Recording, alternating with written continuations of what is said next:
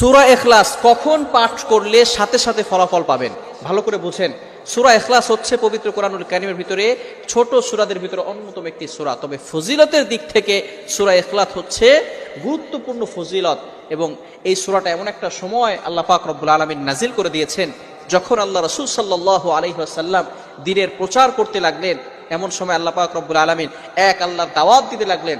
তখন কাফেররা আল্লাহ রাসূল সাল্লাল্লাহু আলাইহি সাল্লামকে কোশ্চেন করলো যে, মুহাম্মদ, তুমি তো এক আল্লাহর দাওয়াত দাও, আমরা তো কোটি কোটি দেবতার পূজা করি, তারা আমাদের সমস্যার সমাধান করতে পারে না। তুমি যে আল্লাহর দাওয়াত দাও সেই আল্লাহ কয়জন এবং সেই আল্লাহর সন্তান আছে কিনা? সাথে সাথে আল্লাহ পাক রব্বুল আলামিন এই কাফেরদের প্রশ্নের উত্তরে আল্লাহ রাসূল সাল্লাল্লাহু আলাইহি সাল্লামের কাছে এই সূরাটি নাজিল করলেন, কুল হুয়াল্লাহু আহাদ আল্লাহুস সামাদ লাম ইয়ালিদ ওয়া লাম ইউলাদ ওয়া লাম ইয়াকুল লাহু কুফুয়ান আহাদ। আল্লাহ পাক রব্বুল আলামিন এক, অদ্বিতীয়, এবং আল্লাহ পাক রব্বুল আলামিনের কোনো সন্তান নেই, তিনিও কারো কাছ থেকে জন্মগ্রহণ করেন নাই। আল্লাহ পাক রব্বুল আলামিন তার পরিচয় দিয়েছেন। সুতরাং এই সূরাকে যারা মহব্বত করবে, আল্লাহও তাদেরকে মহব্বত করবে। এজন্য আমরা কখন কিভাবে সূরা ইখলাসের আমল করে আল্লাহ তাআলার কাছে দোয়া করব?